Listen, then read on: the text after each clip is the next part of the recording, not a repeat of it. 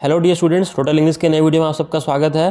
So students, आज हम लोग करने वाले हैं मनी एंड क्रेडिट, जो कि मैं पहले से पढ़ा ही रहा हूँ। सो मनी एंड क्रेडिट का ये लास्ट वीडियो है, ये फोर्थ पार्ट है, फोर्थ एंड लास्ट पार्ट। इसके पहले के जो पार्ट्स हैं उसमें मैंने लगभग 75% सिलेबस को कवर कर दिया है। तो अगर आपने वो नहीं देख रखा है तो उसका लिंक मैं यहाँ पर आई वाले बटन पर दे रहा हूँ, आप वहाँ से जाके उसे देख सकते हैं। आज हम लोग क्या करने वाले हैं, today we will see two main important topics. दो इम्पॉर्टेंट टॉपिक को देखेंगे। पहला है फॉर्मल एंड इनफॉर्मल सेक्टर, दूसरा है SHG, सेल्फ हेल्प ग्रुप। ठीक है, तो चलिए इसको स्टार्ट करते हैं। Let's start the video. Formal sector loans जो होते हैं वो बेसिकली दो सेक्टर से लिए जाते हैं। देखिए, लोन्स पर मैंने पिछले वीडियो में बताया था कि बहुत सारे सोर्स होते हैं जिससे हम लोग पैसा उठा सकते हैं, लोन ले सकते हैं। ठीक है, तो इन सोर्सेज को दो कैटेगरी में बांटा गया है। पहला होता है फॉर्मल, दूसरा होता है इनफॉर्मल। ठीक है, फॉर्मल मतलब ऑफिशियल और इनफॉर्मल मतलब अनऑफिशियल। ठीक है, तो फॉर्मल सेक्टर और इनफॉर्मल सेक्टर से क्वेश्चन क्या पूछ सकता है, मान लीजिए शॉर्ट टाइप में क्वेश्चन पूछेगा अगर एग्जाम में, तो ये पूछ सकता है what do mean by formal sector of credit in India, give some points. तो आप इन सब को पॉइंट्स को डील कर देंगे। या फिर यही चीज़ इनफॉर्मल के बारे में पूछ सकता है, या फिर अगर लॉन्ग टाइप में पूछेगा तो ऐसा पूछ सकता है what is the difference between the formal and informal sector of loan. तो आपको दोनों को पॉइंट्स को डिफ्रेंशिएट करके बताना होगा। Okay, so let's C formal sector क्या है। तो फॉर्मल सेक्टर में सिर्फ दो कैटेगरी को रखा गया है, पहला बैंक और दूसरा कोऑपरेटिव्स। ठीक है, कोऑपरेटिव्स क्या होते हैं और बैंक क्या होते हैं ये मैंने पहले के वीडियोज़ में डिस्कस कर दिया है। सो अगर आप नहीं जानते इनके बारे में, so you must watch the previous videos that I have made. ठीक है, सो बैंक्स और कोऑपरेटिव को फॉर्मल सेक्टर में रखा गया है। क्यों? क्योंकि दोनों में कॉमन क्या है, दोनों में कॉमन ये है कि ये दोनों पर RBI का हाथ रहता है। RBI अपनी कड़ी निगरानी इन पर बनाए रखता है, कितना लोन जा रहा है, कितना डिपॉजिट हो रहा है, कितना इंटरेस्ट दिया जा रहा है, A to Z गतिविधि जो होती है वो RBI के अंतर्गत होता है। ठीक है, इसलिए इसमें सेफ्टी भी काफ़ी है। RBI तो सरकार का हमारा बॉडी है, और क्योंकि सरकार का इसमें इन्वॉल्वमेंट है इसलिए ये हमारे लिए ज़्यादा सेफ है as comparison to informal sector. ठीक है, तो क्या क्या हो गया इसमें, सिर्फ दो होते हैं, banks and cooperatives come under the formal sector. ठीक है, और क्या बोला जाता है इसमें, second point, the reserve bank of India supervises the functioning of formal sources of loan. जो मैंने कहा, ये RBI इनका फंक्शनिंग को, काम कैसे हो रहा है फॉर्मल सोर्सेज का, इस पर पूरा का पूरा नज़र बनाए रखता है। तो बोथ बैंक्स ऑफ कोऑपरेटिव्स पर नज़र बनाए रखता है। ठीक है, अगला है कि इंटरेस्ट रेट इज़ नॉमिनल। यहाँ पे इंटरेस्ट रेट जो होता है वो ठीक ठाक होता है, ज़्यादा नहीं होता है, मतलब जितना लेना चाहिए वाजिब है उतना इंटरेस्ट रेट लिया जाता है। ठीक है, और formal sector runs on fair means. Fair means का मतलब है ये जो फॉर्मल सेक्टर चलता है उसमें चीटिंग का कोई चांस नहीं है।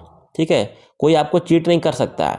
आप एक प्रोसेस से होकर गुजरेंगे, क्योंकि ये सरकार के थ्रू होके आता है। जैसे कि आपको 10 साल में इतना पैसा चुकाना है, तो ऐसा नहीं है कि आपका पैसा कोई लेकर भाग जाएगा, या फिर आपके साथ कोई चीटिंग कर देगा, या फिर आपके कोई इंपॉर्टेंट पेपर्स को कोई हड़प लेगा या आपको धमकी देगा। ये सब चीज़ में नहीं हो सकता है। So it is very fair if you talk about these matters. तो फॉर्मल सेक्टर के बारे में ये 4 पॉइंट्स आप लिख सकते हैं। ठीक है, इनफॉर्मल सेक्टर जस्ट इसके विपरीत हो जाएगा, इसका अपोजिट हो जाएगा। क्या क्या है इसमें, तो इसमें कौन कौन से लोग आते हैं, मनी लेंडर्स, जो पैसा देते हैं इंटरेस्ट के साथ। ठीक है, व्यापारी लोग, ट्रेडर्स है व्यापारी लोग, एम्प्लॉयर्स जो कि कोई कंपनी के जो मालिक होते हैं वो लोग दे सकते हैं, आपके रिलेटिव से आप पैसा ले सकते हैं, अपने दोस्तों से ले सकते हैं। ठीक है, किसी से भी अगर आप पैसा ले सकते हैं, तो आप इतना सिंपल से बात समझ लीजिए कि बैंक और कोऑपरेटिव के अलावा अगर आप किसी से भी उधार लेते हैं तो वो होता है इनफॉर्मल सेक्टर के अंदर में। बात सिंपल है, क्या बोला मैंने कि बैंक एंड कोऑपरेटिव के अलावा अगर आप किसी से पैसा उधार लेते हैं तो वो किसके अंदर आ जाता है, इनफॉर्मल सेक्टर के अंदर वो आ जाता है। ठीक है, इसमें क्या है, no organisation supervises the credit activities of the lenders in informal sector. कोई ऑर्गेनाइजेशन इन पर नज़र नहीं बनाए रखता है। मान लीजिए कि आप किसी कंपनी में काम करते हैं, तो आप एक एम्प्लॉय हुए, तो आपका जो मालिक है, आपका जो हेड है, वो एम्प्लॉयर हुआ। ठीक है, उस एम्प्लॉयर से आपने पैसा उधार लिया, तो क्या इसको कोई देखने आएगा कि आपने कितना लिया, कितने दिन में चुकाया, नहीं चुकाया? ये तो आपके और आपके एम्प्लॉयर के बीच का मसला है। ठीक है, इसलिए इसमें जैसे कि RBI ऊपर में नज़र बनाए रखा था, यहाँ पर कोई नज़र बनाने वाला नहीं है। It means it is very unsafe, काफ़ी खतरा होता है इसमें पैसा लेने से। ठीक है, so charge a much higher interest on loan. और ये लोग मनमाने तरीके से चार्ज भी करते हैं, इंटरेस्ट भी इनका थोड़ा हाई होता है। ठीक है, हालांकि ये हर केस में श्योर नहीं है, ठीक है, हर केस में श्योर नहीं होता है। क्यों? क्योंकि हो सकता है आपके कोई फ्रेंड्स रिलेटिव है जो कम में भी दे दे, ठीक है, लेकिन इसकी कोई गारंटी नहीं है, एक फ्लक्चुएशन होता है इसमें, बहुत सारा प्रॉब्लम हो सकता है इसके लिए। Use of unfair means to get their money back. अच्छा, अगर आपने मान लीजिए कहा कि 5 साल में मैं आपका पैसा लौटा दूंगा, और कोई ऐसा आपका जो एम्प्लॉयर है, मान लीजिए आप जिस कंपनी में काम करते हैं उसका जो हेड है उसने आपको पैसा दिया और बोलेगा कि 3 साल के बाद ही बोलेगा कि नहीं मुझे पैसा अभी के अभी चाहिए, मुझे अर्जेंट रिक्वायरमेंट है, अगर नहीं दोगे तो मैं तुम्हें कंपनी से निकाल दूंगा। तो ये क्या एक तरह का थ्रेट हुआ, एक तरह का धमकी हुआ आपके साथ, जबकि बात तो 5 साल की हुई थी। तो क्योंकि इस पर ऊपर से कोई नज़र रखने वाला है नहीं, तो इसमें ये सब का चांस बहुत ज़्यादा रहता है। इसलिए कहा गया है use of unfair means to get their money back. ये सब भी अनफेयर मीन्स का लोग इस्तेमाल करते हैं, ठीक है। I hope you have got the difference between formal sector and informal sector of credit in India. Okay, now let's see one more thing, very important thing. हमारे देश की विकास के लिए, डेवलपमेंट के लिए क्या अच्छा है? एक सस्ता और अफोर्डेबल क्रेडिट सबको मिले, चीप क्रेडिट मिले, मतलब कम इंटरेस्ट लिया जाए और अफोर्ड कर सके आदमी उसको, ठीक है। ऐसा क्रेडिट मिलता है तो देश का विकास हो सकता है, कई लोगों का भला हो सकता है। कई लोगों को पैसे की आवश्यकता पड़ती है लेकिन वो लोग नहीं ले पाते हैं और इसलिए वो लोग बिजनेस नहीं कर पाते हैं, कोई आगे पढ़ाई नहीं कर पाता है। तो देश का विकास चाहिए, देश की तरक्की चाहिए, तो हमें कम इंटरेस्ट रेट पर अफोर्डेबल क्रेडिट प्रोवाइड कराना होगा, ठीक है। अब देखिए, फॉर्मल हो या इनफॉर्मल हो, हु गेट्स व्हाट। ठीक है, आप बुक में देखिएगा तो एक पाई चार्ट बना होगा, ठीक है, एनसीईआरटी बुक में, उसमें दिया होगा कौन सा सेक्टर के लोग, मतलब गांव के लोग, शहर के लोग, अमीर गरीब, कौन कितना लोग क्रेडिट कैसे लेते हैं, ठीक है। तो यहाँ पे मैं पाई चार्ट शो कर दे रहा हूँ, ठीक है, एक इमेज के through. So here is the image, you can see. तो इसमें आपको, अगर आप ध्यान से देखिएगा तो आपको यही पता चलेगा कि जो बैंक है वो ज़्यादातर कि जो क्रेडिट होता है वो ज़्यादातर लोग इनफॉर्मल सोर्स से ले रहे हैं, जबकि मैंने इनफॉर्मल सोर्स की कई गलतियों को गिनाया, ठीक है। तो इनफॉर्मल सोर्स से लेंगे तो फंसेंगे तो फिर निकलना बहुत मुश्किल है। इसलिए कहा जाता है इट इज़ नेसेसरी दैट, वही पाई चार्ट को देखकर हम लोग ये 2 कंक्लूजन पर आए। क्या क्या आए? पहला, it is necessary that the banks and cooperative increase their lending particularly in rural area, कि जो गाँव वाले इलाके हैं जहाँ पर लोग इनफॉर्मल सोर्स के ऊपर जी रहे हैं, डिपेंड है, उन लोगों को बैंक और कोऑपरेटिव्स तक पहुंचना चाहिए। बैंक और कोऑपरेटिव्स को गांव वालों तक अपना रीच बनाना पड़ेगा, अच्छा पकड़ बनाना पड़ेगा, ताकि लोग फॉर्मल सेक्टर से जुड़े, क्योंकि ये सेफ है, it is much safe, so that the dependence on informal source of credit reduce. Informal का जो आंकड़ा है, जो डेटा है, उसको घटाना है हमें और फॉर्मल के आंकड़े को बढ़ाना है, ठीक है। ये पहला पॉइंट आया। दूसरा पॉइंट क्या हुआ? While formal sector loan needs to expand, it is also necessary that everyone receives this loan. Formal sector का एक्सपैंड होना बहुत ज़रूरी है हमारे देश का विकास के लिए, ठीक है। और ये लोन जो है, ये जो पैसा है, हर व्यक्ति तक रिसीव होना चाहिए, यही हमारा प्रथम उद्देश्य होना चाहिए। This should be our primary target. अब देखिए आखिरी टॉपिक, जिसको हम लोग कहते हैं SHG, फुल फॉर्म बोला जाए तो self help group. Self help group, ध्यान से नाम को समझिए, आपको इसका काम भी समझ में आ जाएगा। Self help group for the poor, गरीबों के लिए। सेल्फ हेल्प, हेल्प मतलब मदद, सेल्फ मतलब खुद का मदद। ये लोग मदद लेने के लिए कोई नेता मंत्री या किसी के पास नहीं जाते हैं, ये लोग खुद का मदद खुद करते हैं। इट इज़ वेरी गुड, ठीक है, आत्मनिर्भरता है इनमें। तो SHG होता क्या है? तो जैसे कि हम लोग कोऑपरेटिव्स को पढ़ा था ना, कोऑपरेटिव्स को मैंने पिछले वीडियो में डील किया था, अगर आपने नहीं देखा तो ज़रूर देखिएगा, वेरी इंपॉर्टेंट टॉपिक है। कोऑपरेटिव हमने क्या पढ़ा था कि कुछ लोग मिलकर बैंक बनाते हैं, सबको पैसा अपना अपना उसमें अमाउंट को डालते हैं और वो लोगों को लोन प्रोवाइड करते हैं और उनको बैंक का ऊपर से सपोर्ट मिलता है, ठीक है। तो ये समझ जाइए ना कि ये उसी का एक स्मॉल स्केल रूप है। स्मॉल स्केल मतलब कोऑपरेटिव्स जो कि थोड़ा ज़्यादा अमाउंट का उसमें पैसा लगता है, RBI उसमें नज़र रखता है थोड़ा, ठीक है, फॉर्मल वे में आ जाता है। उससे थोड़ा कम लेवल में अगर हम लोग आए तो गरीब लोग हैं जो कि उतना पैसा नहीं रखते, थोड़ा थोड़ा पैसा रखते हैं, तो वही है SHG, एक स्मॉल स्केल मतलब कम अमाउंट में। जैसे कि SHG में, आमतौर पर SHG में 15 से 20 मेंबर होते हैं, किसी किसी में एक्सेप्शनल केस भी हो सकते हैं, अधिक भी जा सकता है, लेकिन आमतौर पर 15-20 मेंबर होते हैं, जिनका काम होता है कि अपने आसपास के लोगों को जोड़ना और क्या करते हैं, मिलते हैं और सेव रेगुलरली, रोज़ पैसा जमा करते हैं। जैसे कि मान लीजिए कि मैं गांव में एक मजदूरी करता हूं, मुझे रोज़ मिलते हैं 100 रुपये, उसमें से मैं 90 रुपया अपना खर्चा कर देता हूँ और 10 रुपया अपना SHG जो ग्रुप हम लोग का है उसमें मैं ऐड करता हूँ डेली। तो इससे क्या होगा, मेरे जैसे बहुत लोग हैं, सब 10 रुपीज़ ऐड कर रहे हैं, तो एक अच्छा खासा अमाउंट हमारे पास जमा हो जाएगा।